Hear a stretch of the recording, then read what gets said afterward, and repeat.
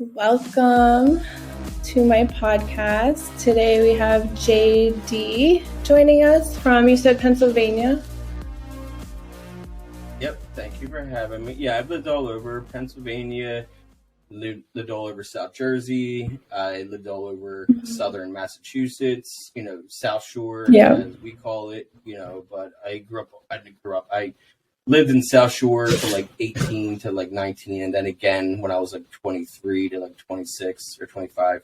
I lived in California, you know what I mean? I lived in North Carolina even for a year.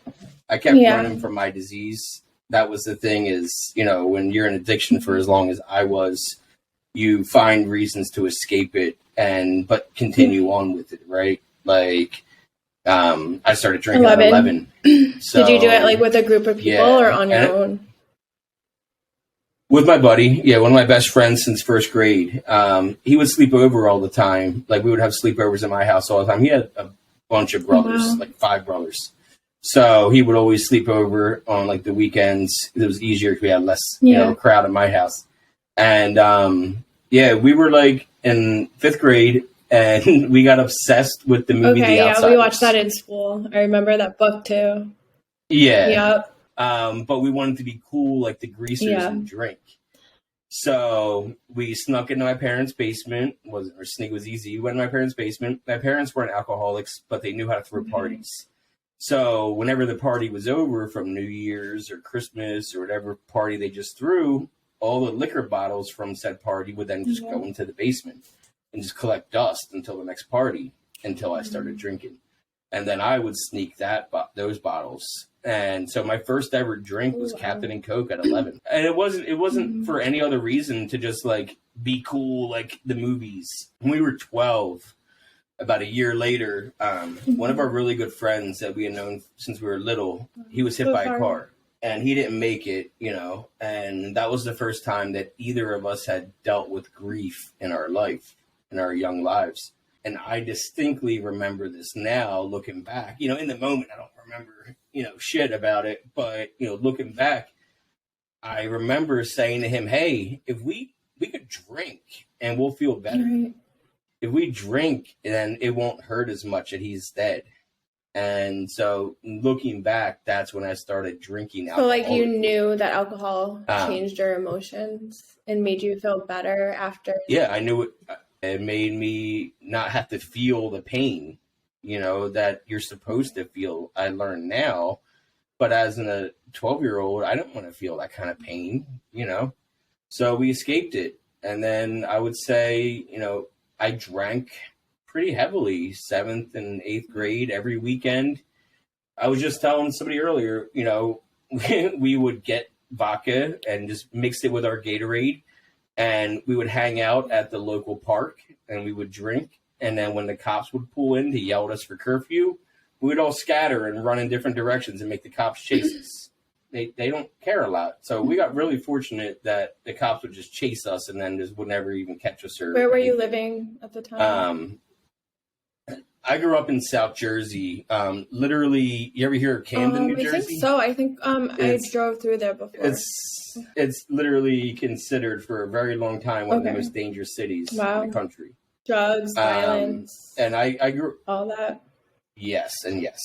Yeah, it's literally on the other side of the bridge of Philly, right? So like Philly's right here, and then you go over the Ben Franklin or the Walt Whitman to go to Jersey, and you're in Camden City right when you go over. And then my exit was the next exit past Camden. Like literally I could see the Walt Whitman Bridge entrance from my house growing up. We walked around town. It was like one square mile town and house on top of each other, 10,000 people smushed into this little town. So we could just walk around easily. I didn't have a cell phone. It was the 90s. We didn't have we just came home when we had to come home in the street, and that kind of thing. So yeah, drinking was easy for me to like go to the woods and drink, or just go to a friend's house that didn't have parents home that night or whatever. We found ways to drink, but it was the party. It was I wasn't escaping much. I didn't deal with a lot of things like trauma. There's a lot of people that we talk to, I have a podcast too, you did mine, and a lot of people we talk to that have so much trauma in their childhood that they're escaping. Like at such a young age. I honestly wasn't Yeah, and that's not my story, you know. My parents are still together. They've been together 37 years. They've been together 40 years now, you know. They met in 81 or 82. So they come on 30 years they've met. So you had a good been childhood, happy together. like growing up in your household, like, oh, and yeah. you mentioned we went on vacations every year. We went to Disney World 7 times as a family growing up. We went on road trips. I was very, very fortunate. I'm the oldest of 3. My brother's 3 years younger. I was just the best man at his wedding. You know, we're best friends to this day. But, you know, growing up, that wasn't the story because, you know, brothers, you don't want to be friends with your brother a lot of times when you're growing up. You want to be your own person. And then our sister is, you know, she's 9 years younger than me, and she's the baby, and we consider her the baby. And still to this day, she's 25 and she's still the baby. And she's getting married in April, and she's awesome. Amazing, you know. But I was the one that was the rebellious one. I was the one that needed to learn all the things for myself. You couldn't tell me that I was going to do it wrong. I had to find out what was going to be wrong. 9th grade, you know, especially too, getting into high school, that's when you start having friends that are older, or you start having the friends that have the older brothers or sisters that could go to the liquor store for you. You know, we called them runners. You know, we could find a lot more. Yeah, you could find a lot more runners when you're, you know, in freshman year. Sophomore year, I was off to the races. Sophomore year, that's more I didn't really smoke weed when I was a kid. That wasn't really my thing. Like, I wanted to party, you know. I would smoke here and there, pass me the blunt, I'll hit it, you know, kind of thing to be cool. But I wasn't like a smoker or anything until I was like in my 20s and had my own apartment. And then I started smoking a lot more. But drinking progressed it was from like 9th grade. 10th grade, I landed in the hospital. It was the night before Easter. And, you know, my runner, they buy you whatever they buy you sometimes. And this night I was drinking a 5th of Bacardi O. First night drinking it, haven't drank it since. I drank it in 10 minutes. Literally 10 minutes. They had their timers on their phones to see how long I could chug with the bottle straight in the air. I think 26 seconds was my record. I don't remember much. You know, I know what I've been told happened was that I passed out against a tree. They called an ambulance. It was, you know, the bike ramps back there, so they rolled me onto a ramp, piece of plywood, and they carried me out of the woods. They dropped me when they heard sirens. I remember waking up kind of in the hospital and looking around, but I didn't know where I was. And, you know, it's always so cold in there. And I was like, oh, put my cigarette out. It's burning my arm. It was just the cold metal, burning sensation. And my dad's standing there. He's like, oh, so he smokes cigarettes too. So were they like conservative, your parents, or were they kind of like easygoing? No, but strict a little? Easygoing, you know.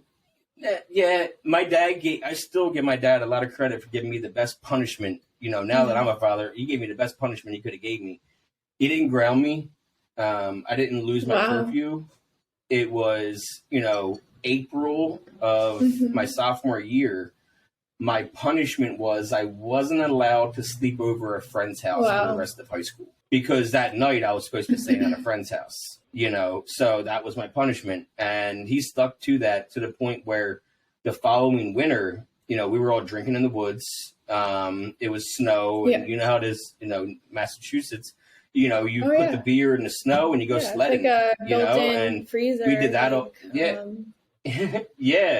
And we did that all night one night, and during a nor'easter blizzard where the roads were shut down. So I walk over to my buddies that lived closest to the woods, and my jeans were frozen up to the knees, right? And I call my parents at home because we didn't have cell phones. So I had to call from there, and I said, hey, I'm at James's house. Like, I need to stay here for the night. Like, my jeans are frozen. Like, I can't even put my jeans back on. I'm wearing mesh shorts that are 2 sizes too small for me in a t-shirt. Like, I can't walk home right now. It was a mile walk home. And my dad's like, I don't care. Walk home. So I walked home in shorts and a t-shirt. And honestly, I haven't grown leg hair since that day. But yeah, it didn't stop me. Yeah. By the time I was a senior, though, it really got out of hand. I remember, you know, the returning class came back from like being in college around like Christmas time. You know how that goes when you're friends with older kids and then they come back from college. And I was talking to my buddy and he was like, "So you guys been partying up?" I'm like, "Yeah, all the time." And he's like, "Last year we set a record for like 37 straight nights drinking." I'm like, "That's nothing." And he was like, "Yeah, 6-pack a day." I'm like, "That's nothing." We did 55. We ended up doing 50. No, 55 straight days. It was four of my friends. Just nonstop drinking? We would drink in at least a 6-pack a day. Each of you, not like splitting one. Like each of us, yeah. Yeah, we would get a couple 30s and, we would drink. By the time we were seniors in high school, I could drive into Camden and buy it myself if I wanted to. I had been robbed a bunch of times doing that. You go into Camden, you ask somebody to go do it, they're going to rob you. You got to find the liquor stores that are going to serve the underage, and that's what we were doing. But sometimes they would say no, and then you have to ask somebody, and then you get robbed. So we tried not to go into Camden if we didn't have to. But yeah, it was easy to get beer or liquor every single day for us, whether it was my runner or my other friend's runner or my other friend's runner. We all had somebody that was over 21 that could buy for us. So this way, our runners weren't going every day, and they would only see once. You know what I mean? Like we would kind of systematically do that, so it didn't look like But yeah, that's when it got really crazy. Right, because then it progressed. Right? Is that when you think you became way more addicted to drinking because you were doing it like every day? I was so unhealthy by the time I graduated high school. Like, my health in general. I played football through high school, and I didn't play. I didn't even play my senior year because I wanted to drink. I wanted to party, so I didn't even play my senior year because I wanted to party. And then I moved to Massachusetts after high school. Like halfway through my senior year, my dad had got promoted with his job and had to move to Massachusetts. Okay. He would travel back and forth every week for work and stay in Mass for the week while he worked and then come back on the weekend so I could finish school. So when I graduated high school, my parents literally moved the next day. And then I stayed for like 3 weeks. I couch surfed, lived out of my car, basically. And I wanted to go to graduation parties and party. I wasn't ready to move yet. And when I went to Mass, I changed a lot of things. I wasn't drinking as much. I didn't know anybody, right? I just graduated high school when social media wasn't really a thing in 2005. So drinking for you was kind of more socially? You didn't really do it alone yet? Or Nope. Still wasn't really drinking alone. That was when I was 20, right? So now I'm living in Mass and I'm bored to death because, like I said, social media, Facebook was barely even a thing at the time. I miss my friends. I miss all my friends more than anything. Yeah. So I get a job at Best Buy up in Mass. I do really well. And I find out I can transfer back to where I lived and make good money and be able to live on my own at 20 years. So I did that. And then my apartment became the party apartment because nobody else out of my friends had their own place. So where do you go if you want to go drink and smoke or do whatever? You go to JD's. I had friends that had keys to the apartment that would just let themselves in. And we drank so much. 20 years old, every night we were drinking, or I would drink alone. And it was still a party. There was a lot of times, though, I can look back and be like, oh, we're going to drink tonight because the Phillies lost.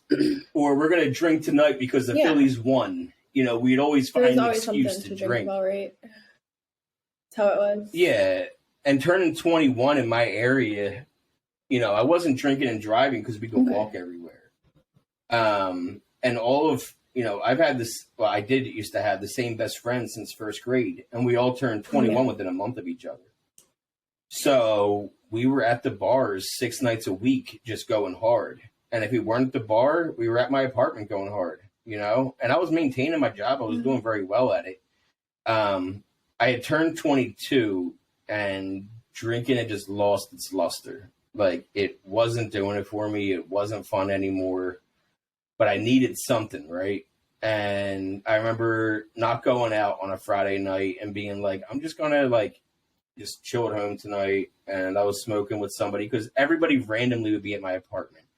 You know, that's the thing, is I would have the most random player at all times because that would be their way out of their house. Mm-hmm.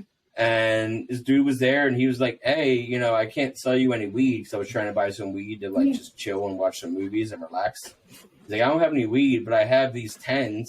You know, they're bananas. And we called them bananas. We had school buses and bananas. School buses were the fatter 10s, and bananas were the slimmer 10s. And he's like, I got some bananas, $10 a piece. You want to buy a couple? And I'm like, yeah, I'll take 2. You know, everyone's rule should be to take half. And my rule was always to take 2. Before that, did you ever try pills, or so you knew how it felt, what you were taking? Yeah. Oh yeah. Yeah. My senior year is when I started like taking pills during school, but they were more like somas. Okay. You know, muscle relaxers. It would be. It wouldn't be we were buying pills off the street. It would be like, hey, I got some of these from like my mom's script, you know, kind of thing. And we would be hungover in first period and take some pills. You know, nothing crazy. It wouldn't be like a party thing. That July, I turned 21, September 2000. I turned 22, September 2008. That July before that, we had gone on vacation, my friends and I, you know, for like a week. And somebody brought like a bag of 10s with them. And I had done a lot of 10s that week.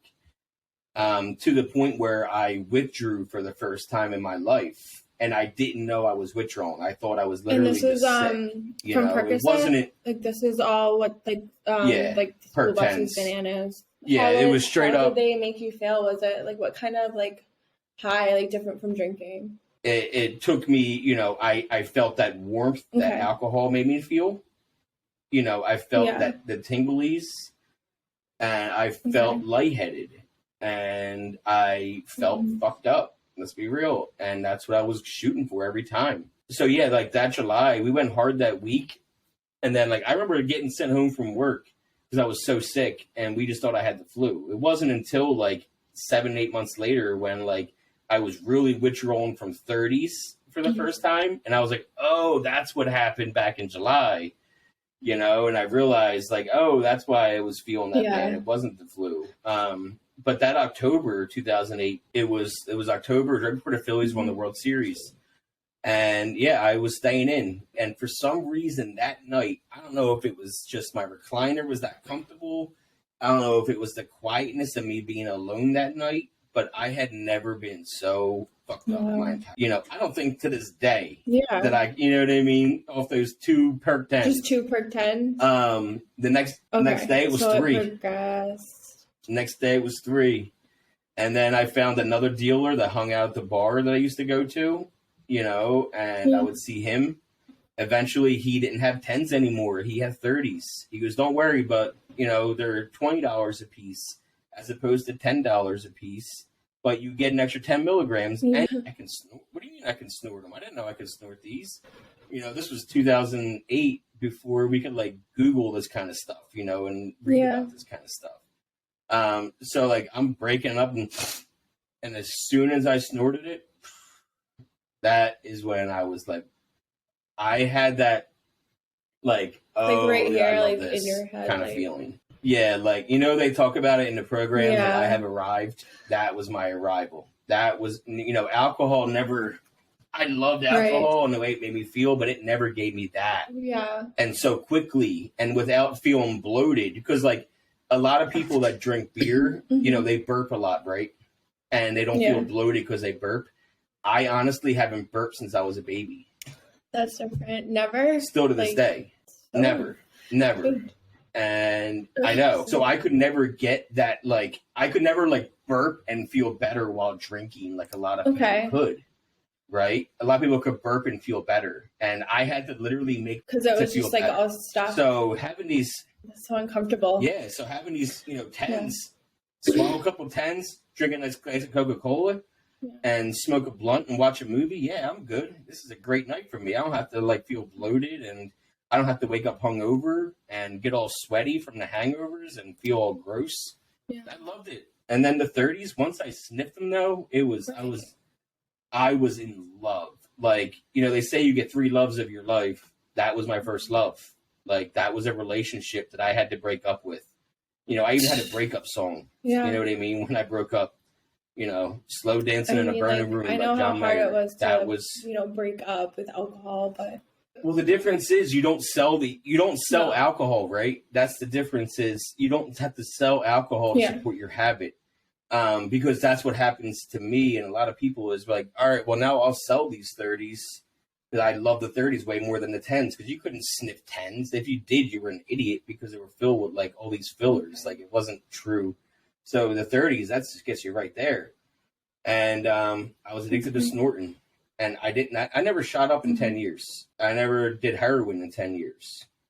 I loved Roxycodone 30 milligrams.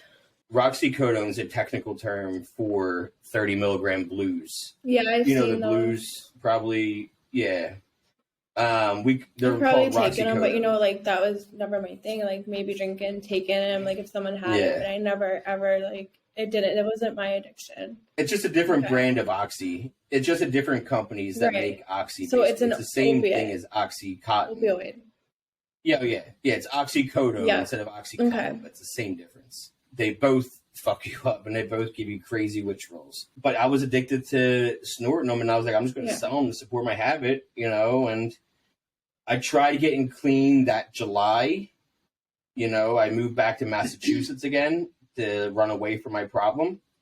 It had been almost a year of doing them every single day and selling them and just feeling awful.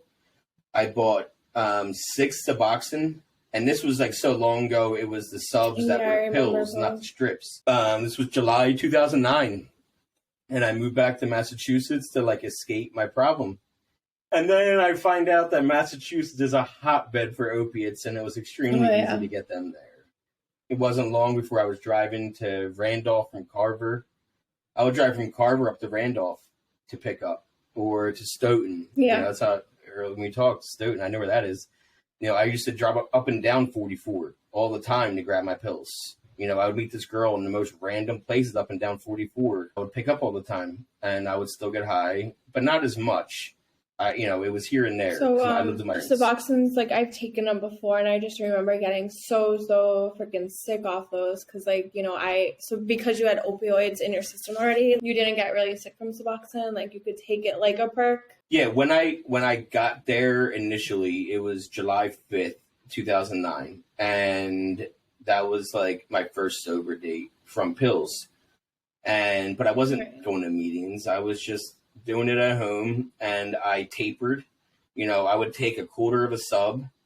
If I would only take it when I was withdrawing. I see. That's the thing. People that try to, you know, do it themselves, they take subs like they're, you know, like, oh, I got to take it because I think I'm supposed to. And it's like, no, you need to wait until you're hurting. You need to wait until you feel that pain and then take a sub. And then next time, wait even longer. Sit in that pain a little bit longer. It's okay to be uncomfortable. Yeah. It's going to pass. But the people that take the subs early and too quickly are the ones that end up just getting addicted to Suboxone, which is even harder to cut than dope or anything. So, you know, I took the subs very well. I wasn't doing any pills. I was just taking my subs. It wasn't until like 3 months later, when I had been away from pills for a couple months, that I was, you know, working my job, and then I met somebody who liked pills, and then he had a connection, and then I'm doing them again.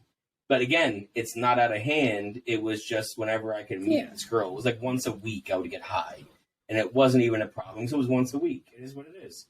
And I stayed up there for a little bit, and then I came back to Jersey because I thought it was good. And I got a big promotion. Like, so you were still holding down your job? I was a functioning. I owned a company for the last 3 years of my addiction with my dad and brother, and I was working. So you were functioning. High functioning addict. That's why. But like, did your family notice any change, any difference in you? No. I was very, very. You know, the only times they ever would call me out for being high was years later, and it was because I started using Xanax. And with the perks? Because I wanted to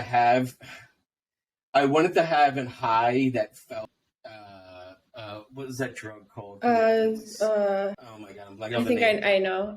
But yeah, I'm just blanking on the name right now. But I wanted to feel that kind of euphoria that didn't exist anymore. And I knew if I mixed Xanax with the 30s, it would kind of combine them and make me feel that way. So I would mix them. And that's when I started getting caught, is because I would be so fucked up on Xanax that they were like, something's wrong with you. Your lips are white. Like, there's something wrong. But I was never called out one time when I was on 30s. I was always called out when I had Xanax in my system. So that was the problem after 30s, right? And the other thing was very early on, 3 months into my addiction, I knew that I was an addict. Yeah. I knew that I was addicted and I was okay with it. I had a conversation with myself where I said, this is okay as long as you don't do heroin. So you were justifying and like your actions for something. Like I'm not as 100%. Bad as this yet, or right. I'm not doing heroin. I'm not shooting dope. I'm not homeless. Look at me. I got a job. I got a place to live. I live by myself. I didn't get into relationships. I didn't even date anybody. I told myself since high school that I will only date somebody that I see myself marrying. I don't want to waste my time. I have too much to do to waste time just dating somebody just to have a fucking girlfriend. Just to say I have a girlfriend that I'm not even going to stay with, that's a waste of time for me. A waste of their time and mine. So I wouldn't even get into relationships. I was too wrapped up in where's the next party? Let's do it. 25, I started dating my childhood best friend. She was bipolar, schizophrenic, and an alcoholic. She was drugged and raped when she was 19. When you're bipolar, you're born with it, but it doesn't show until an inciting event happens. So for her, it was that, and that kind of flipped the switch. And then when she went to her first hospital stay is when she became schizophrenic because she got so rewired in there. And then she started drinking to make the voices go away. And she lost a lot of friends because the friends didn't know how to deal with her.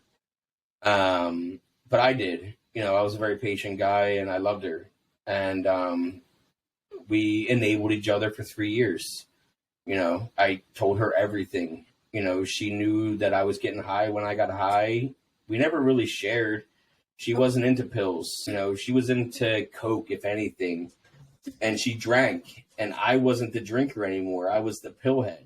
So she would drink like a $5 handle of wine while I'm putting down some 30s and just watching Glee. You know what I mean? Just hanging out. And I loved her so much. What happened? So you guys were just like in a relationship, enabling, like using together. She took her life July 13th, 2015. When you were together? Yeah.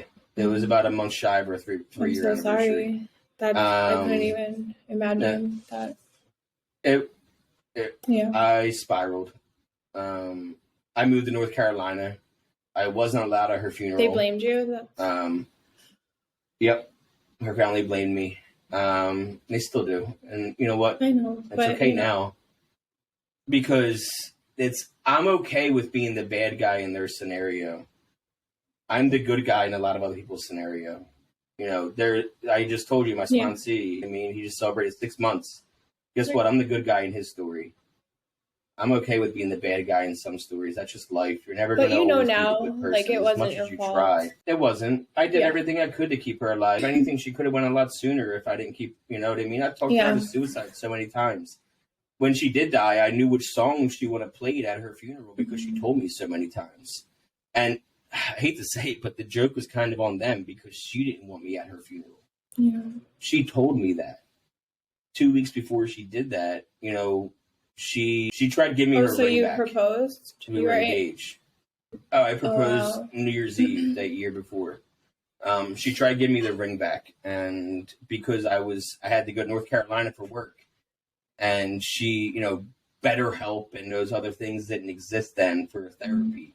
So she had to wait and see what she could get for therapy down there before she came with my brother and I. So she tried to give me the ring back and tried to end it and said, just move on. You're going to live a much happier life without me anyway.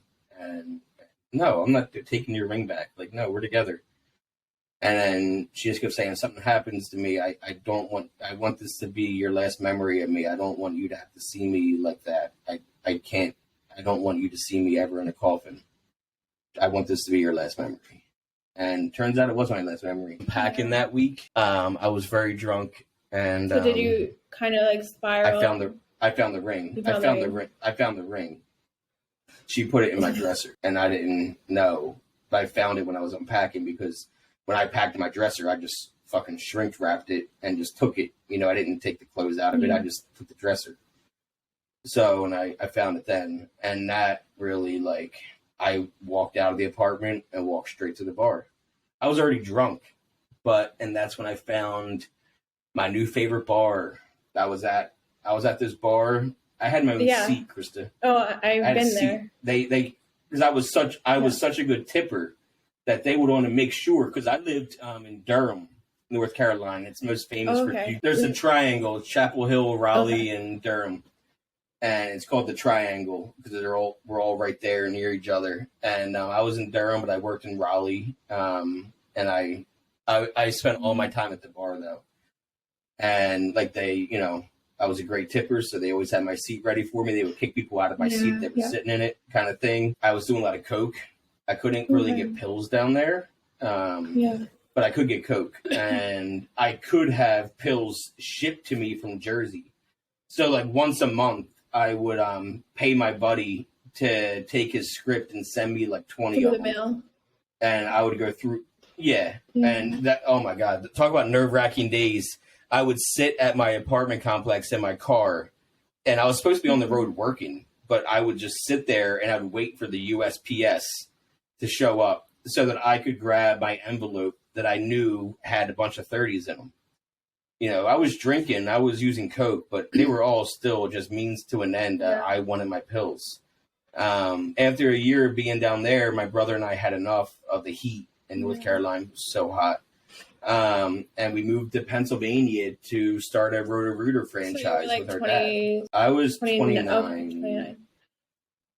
Yeah, this was 2016. I was about to be 30 that September. And this was July. So how long did you stay down there? Of 2016. A year. A year, exactly. 11 months, and when we came back, it was this time we didn't go back to Jersey. Yeah. You know, I haven't lived in Jersey since 2015. And when we came back, we went to Lancaster County in PA. That's like really famous for being Amish country. Like horse and buggies everywhere. Like you go to the convenience store and there's literally parking spots for horse and buggies. That's how Amish our area was. So I couldn't even begin to find any pills there. So I started driving to my old stomping grounds in Jersey for 3 years, 4 times a week easily. I would drive 2 hours to Jersey, pick up, and drive 2 hours back again. Did cocaine kind of stay with you too, on top of the pills, or that was just something because it was there? It did. It came. It was there. It came back, and it came back a lot in my last 6 months of my addiction. I was hanging out with somebody that she identifies herself as a cokehead, so I can say that. She was a cokehead. She's been clean for years now. She got clean right after I went to rehab. And we were enabling each other, right? And so, like, she didn't know I was mixing. I was trying to die. Okay. So after, like, that death, it kind of, like, made you feel like, a lot of different things. I was okay with that. You didn't care anymore. Yeah. Not at all. And so I started mixing coke eventually with my Xanax and my pills, still snorting my perks. In all of them at one line. I mean, all in one line. Just I was trying to stop my heart. Did you ever end up in the hospital from doing any of that, or just no consequences? I got arrested. The first time I got arrested for something that it was drug related, but it wasn't at the same time. It was 2013 summertime, and I was house sitting for an old manager that I house sat for all the time. And this time, Xanax was in the mix. And I don't know if you know this, but Xanax makes you steal. Anybody listening to this or watching this that has done or had a problem with Xanax, they are shaking their head agreeing that when you're on Xanax, you black out and you steal shit. You don't remember. I've taken it to relax, but not like, not like that again. Like, I never had a habit. Yeah, like out of like 80 interviews I've done on my show, anybody that I've talked to about Xanax, which is like a quarter of us, they all told me the same thing. They stole and blacked out on Xanax. So, like, I stole a bunch of his wife's jewelry, and I sold it at the closest pawn shop. And I got arrested for it, and I got put on probation for it. But the thing is, I was doctor shopping. So you put me on probation, I'm allowed to take my Perk 30s. I'm allowed to take Xanax because I have scripts for them. I just couldn't smoke weed for 6 months. I got done my probation, and I was getting high the entire time because I had scripts. Right. And I wasn't allowed to. It was easy. It didn't stop me. Just made me get smarter about what I was doing. And then I got arrested. We'll cut to March 2018. I'm doing stand-up comedy at the time. There was a improv from Boston. Place in Cambridge. It was right by Harvard. That's where I started out doing comedy. And then when I came back, I got right back into pills, even harder, and right back. I was writing, and then I started performing in 2018. And within a few months, I had to be high to be on stage. I couldn't be on stage unless I had a drink in my hand and I had some pills in my nose. And that was a crazy time because I was basically sharing without knowing I was sharing, right? Like, because there were some days where I wasn't preparing material to get on stage. I would literally get on stage and I was so broken. I was 31. I had been on pills for a decade. I had been drinking for 2 decades, and I lost my love of my life. I was a shell of a person, and I was completely broken. And I would literally get on stage sometimes, and when nobody was in the crowd that I knew, I didn't know anybody in the crowd, I would grab the mic and say, "I'm JD, and I'm an addict." And then I would look around and say, "Oh shit, I'm in the wrong room tonight." And, and then I would start venting about my day. It's basically I was sharing. But you were like kind of making, and I didn't know I was sharing. Yourself. Yeah. I was making it funny, making fun of myself. I was broken. I was basically begging for help, but I didn't know how to. I got arrested. On one of those 2-hour drives, right? No, you pulled over? Or? Well, I went to my dudes. I had 2 different consistent guys I would buy from. One dude I really trusted because he spotted me all the time. We talked all the time. We were good friends. I owed him like $2,000 when I went to rehab, $1,800 to be exact. And then there was another dude that I only saw if I had to, because he was such a pain in the ass to deal with. I didn't like dealing with him. And this day I had to deal with him. And I went to his house and he got high. So he knew I was always driving 2 hours to see him. So he would let me like snort a bunch of pills off the counter usually when I would get there. Because he knew I was always withdrawing. And this day, he did not. He told me, "Nope, you got to leave right now." So I got in my car and I started driving to my buddy's house. And while I was driving there, I was on the phone with somebody, not even paying attention. Got pulled over. Turns out the cops were watching him. And they followed me from his house. They waited until I was in the school zone. And then they pulled me over in the school zone. They found the weed right away because I told them it's in the center console. I have an 1/8 in the center console. That's all I have. But really, I had my pills in my sleeve right here, and I rolled my sleeves up. Did they ask you to get out, though? Whenever they search... And then... Oh, yeah. Because whenever they search the car, they have to bring another officer. One officer to watch you, and the other officer searches. So we're waiting for the other officer to arrive. It doesn't take long. And I'm withdrawing like crazy because I still hadn't done these pills. And the guy's starting to search in my car. I tell him where the weed's at. And as I'm doing that, like my hoodie sleeve was like really fucking like loose because I'd always pulled them up. So they got really like bent out and like really disheveled. So it started falling. So the officer, to help me, grabbed it and pulled it back up for me. And that's when he felt the bag. Yeah. And he went, look what I found. You don't got to keep looking. And I had like 20 30s in there. And he's like, oh, this is attempt to distribute in the school zone. I said, no. They knew what they were doing. Number one, 20 is my personal stash because I'm a drug addict and I need 20. And 2, you pulled me over in a school zone when I was clearly driving past it to go somewhere else to use these. Oh, they knew what they were doing, though. So I wasn't. They're going to rack anything on you so they can get that arrest. It's happened to me before. But. Yeah, so straight up, I told the detective where I came from. I knew they were, you know what I mean? I was like, yeah, I was at his house. Yeah, I bought them from him. Yeah. You know what I mean? And they let me, get out of there because I was honest with them. But they were already watching him. They were just trying to collect as many people as they could. So they didn't want to put me in jail because then it would disrupt what he was doing and what they were trying to, with the case with him, right? So they had to let me go so that he wouldn't know that I was picked up. I actually went right back to his house and bought more right after that. That's insanity, right? Because I needed to get. Well, in my head, I'm like, the cops are doing paperwork right now. They're not watching them, and I got to go on stage in a few hours. The way we think as I did. It's crazy. Like something like I remember getting arrested twice in one night because that's how my mind worked. It wasn't going to stop me. I went to court 2 weeks later, high off my ass. My preliminary hearing, I don't even remember it because I was so high. But 2 weeks later, after that preliminary hearing, it was 420, and I'm watching Netflix, and I'm smoking, I'm doing pills, my usual, and I'm watching a documentary on Netflix, and it's called Legend of 420. It's no longer on there, but it's on YouTube, I think. Legend of 420, and I'm watching it, and it's a bunch of different segments on how weed is a medicine.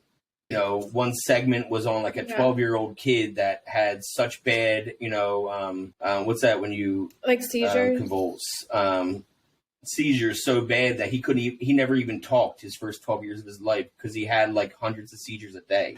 They moved him from Oklahoma to Colorado, and within 2 days, he never had a seizure again. And he was able to talk for the first time to his little brother and be a regular person. Bawling my eyes out. I cry so easily. I'm like a little girl when it comes to that.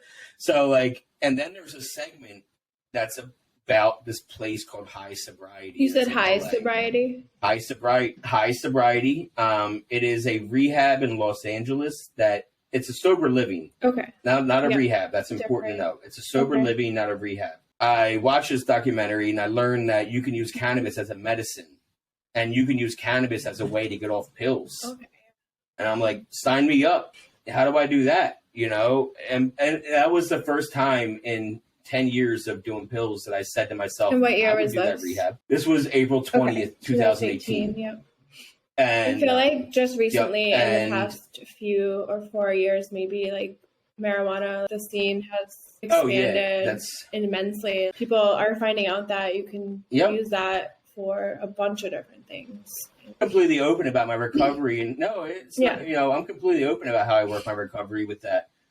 Because I went out, the next day was a horrible day for me. I drove to Jersey. I always had my dog with me. I started bringing my dog with me on my trips.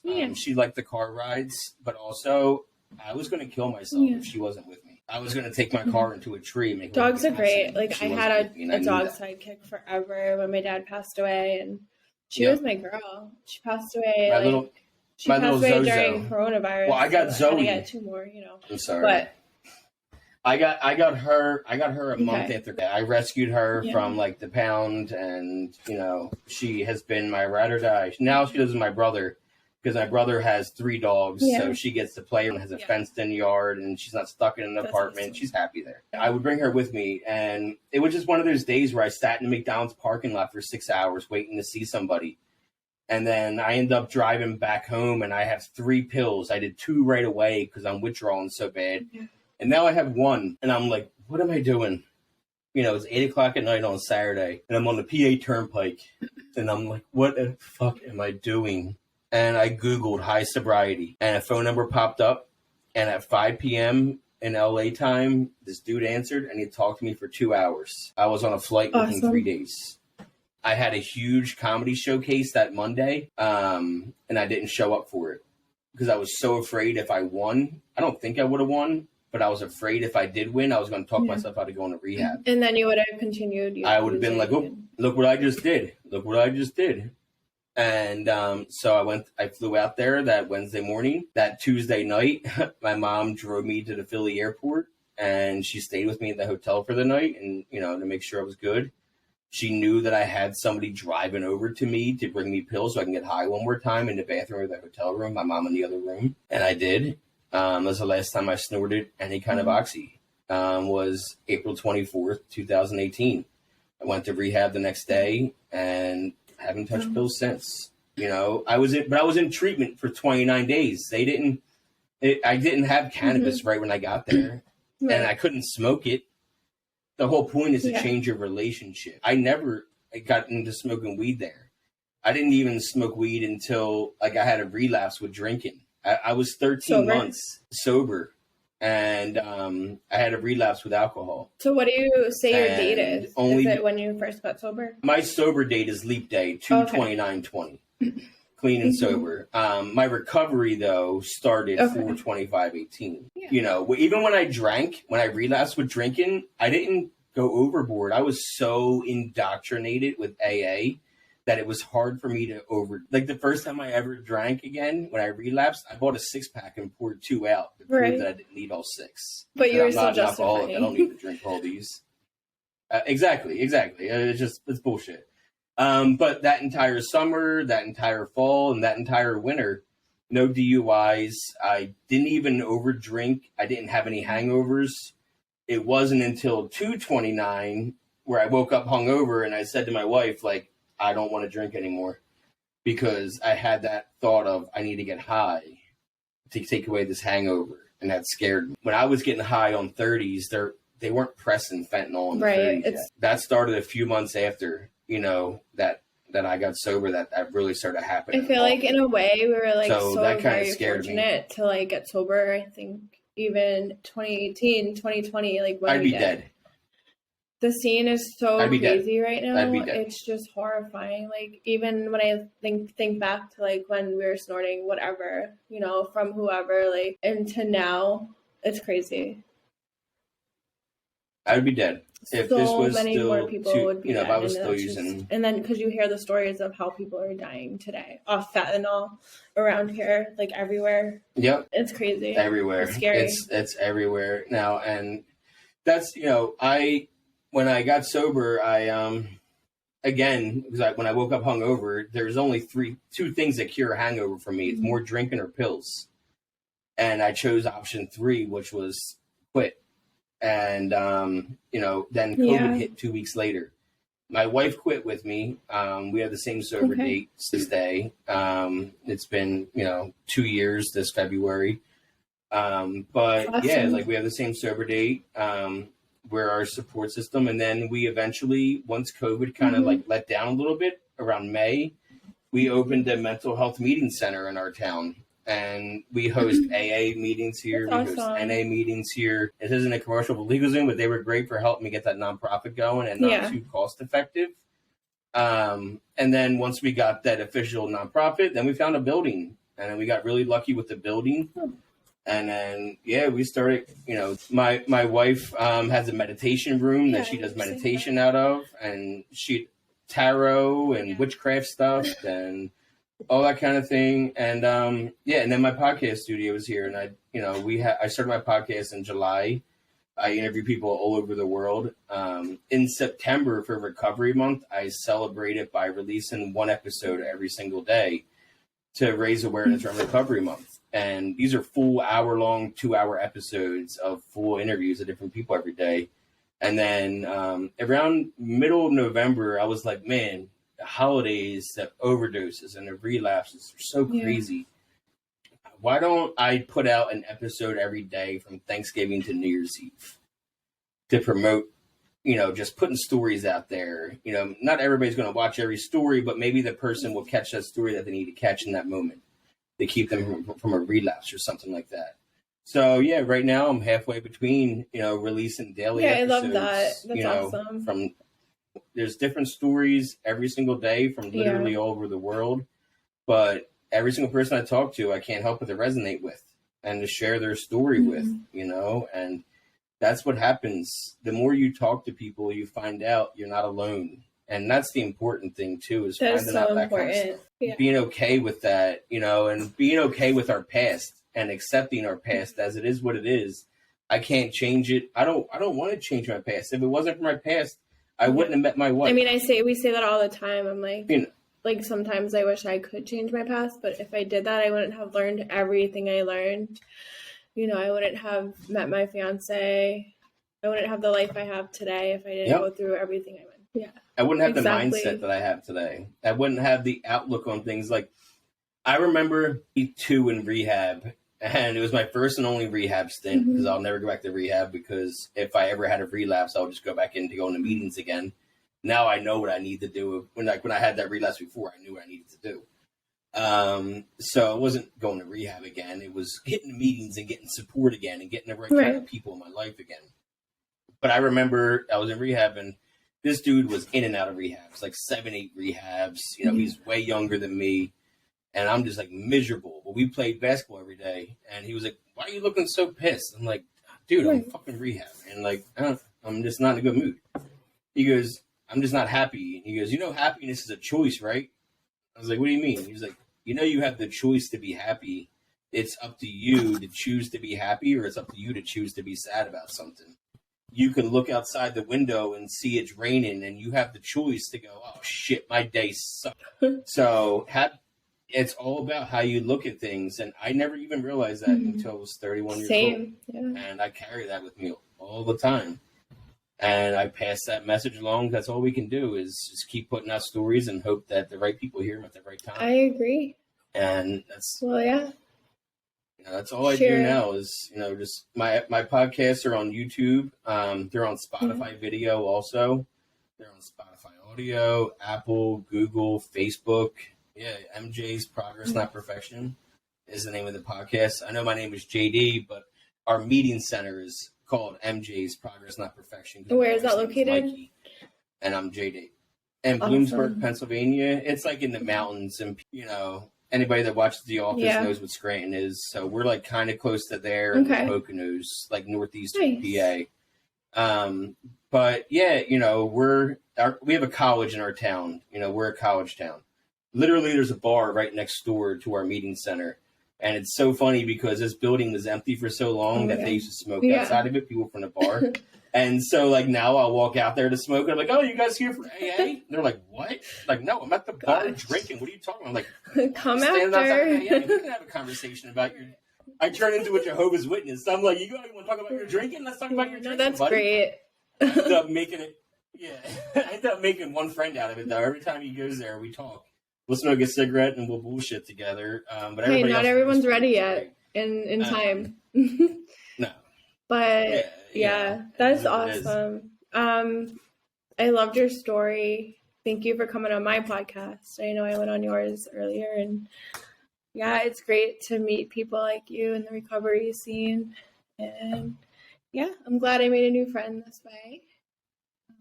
Yeah. You're welcome. Thank you for having me and doing my show too. Awesome. Well, I'm going to end that here. Thank you.